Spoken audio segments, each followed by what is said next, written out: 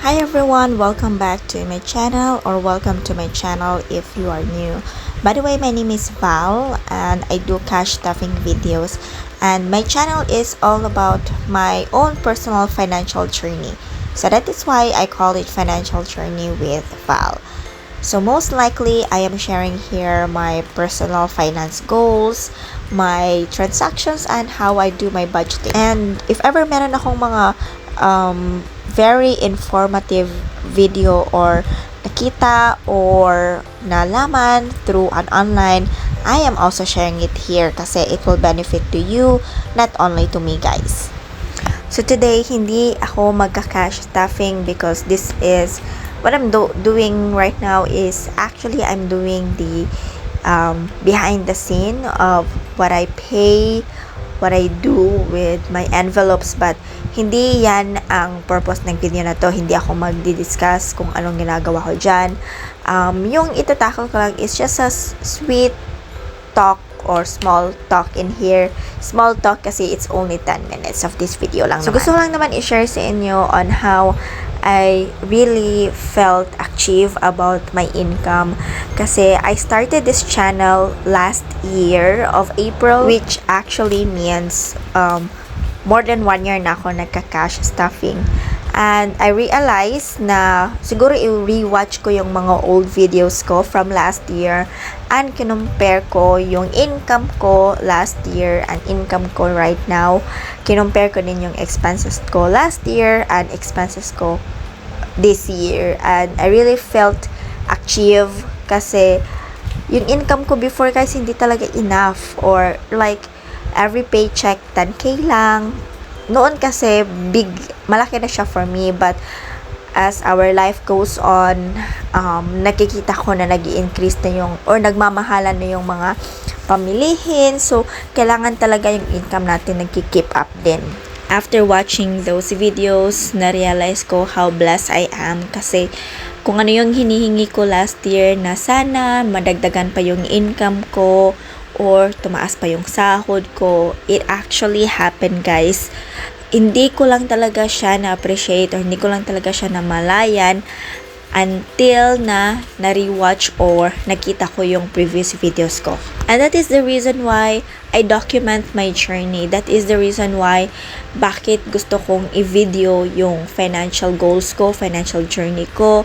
Kasi hindi mo talaga makikita unless if you go back and review kung ano yung mga previous habits or previous income mo. And then I realized na from that 10k I was only earning like 8k per week, bi-weekly on my previous company. And then back then po nag-income lang ako ng 7k per paycheck. So ang laki ng difference ng income ko before at income ko now. And I know that I still have a lot to work on. I know that marami pa akong gustong i-achieve. This income ngayon na nakikita ninyo sa every cash stuffing videos ko, I still have goals to achieve kasi I feel satisfied, but I don't want to settle like dyan lang ako. I'm a family woman now, and yung expenses natin or kumbaga yung mga gastos natin on a daily basis, hindi na siya the same before na dalaga pa tayo, hindi na tayo the same before na isa lang yung anak ko. Ngayon kasi I'm a family woman and I consider achieving more. So that's why if you happen to watch my previous videos or watch my previous cash stuffing videos, I always wanted to achieve na mag 15k bi-weekly income goal ko yun. And how can I achieve it? How can I do that? How can I exactly see that or achieve that? So, yun lang. Yun lang yung gusto kong iparating sa mensahe ng video na to, na be grateful kasi hindi mo alam kung ano yung na-achieve mo ngayon, yun yung pinagdadasal mo noon pa. And now that I realized na kung ano yung dinasal ko last year, nangyari na siya ngayon, And hopefully kung ano yung dinadasal ko ngayon is mangyayari din siya by next year or hopefully earlier, guys. Kung nakita nyo yung previous video ko, frustrated ako or dismayado ako sa sarili ko kasi walang movement yung income, walang movement yung savings goal ko. But there's improvement with my income after watching those videos, guys.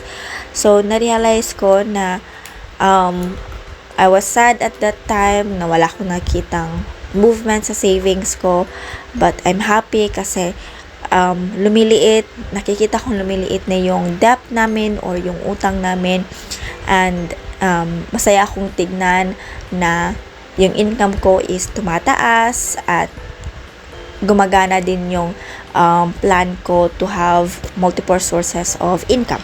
So, yun lang ang gusto kong i-share sa inyo, guys. Kayo, ano sa tingin ninyo, guys?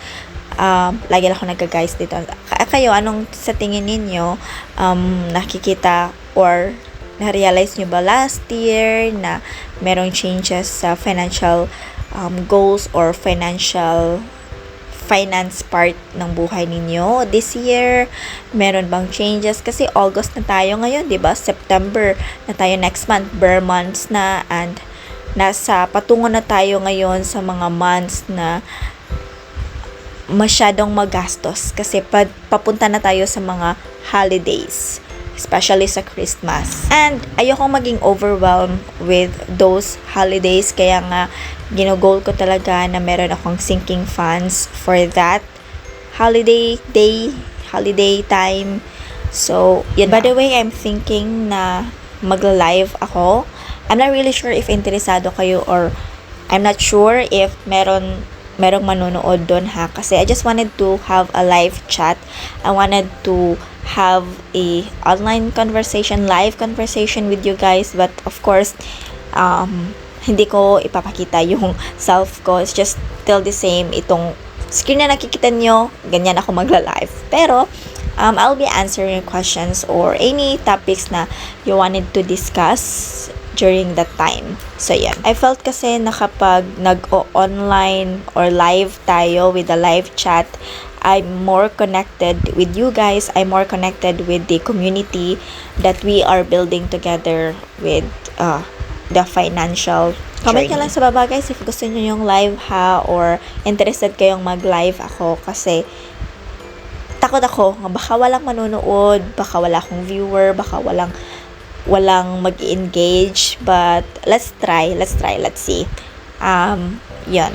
Now that I'm in the part of my life na unti-unting nababayaran ko na yung utang ko, unti-unting na-eliminate ko na yung utang ko, unti-unting nagiging okay yung finances ko or yung income ko in terms of my expenses. Ngayon na-feel ko na with the type of system that I'm doing right now, nag-work na siya ngayon kasi hindi na ako negative, and I'm happy with that, guys. Hindi na ako, kumbaga, nagkautang-utang sa mga envelopes ko na ay kulang yung pera ko this week, manghihiram ako sa envelope. So, hindi na siya ganun. I felt contented with my finance part ngayon kasi wala, yung bang ano yung in-imagine ko noon is yun na yung nangyayari ngayon at unti-unti na siyang dumarating. So, I'm just so happy to share it with you guys that I'm happy right now, and hopefully the same din kayo.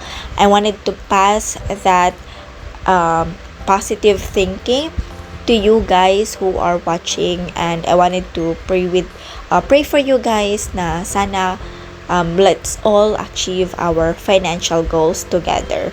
So, thank you so much for watching. Thank you so much for having me, and thank you so much for always been there from day one up until now. Hopefully, you will continue supporting my channel, and hopefully, you will continue to support our community, guys. And I will see you on our next video. Please do not forget to hit the like, and if you haven't subscribed, subscribe now, and I will see you on our next video, guys. Bye for now.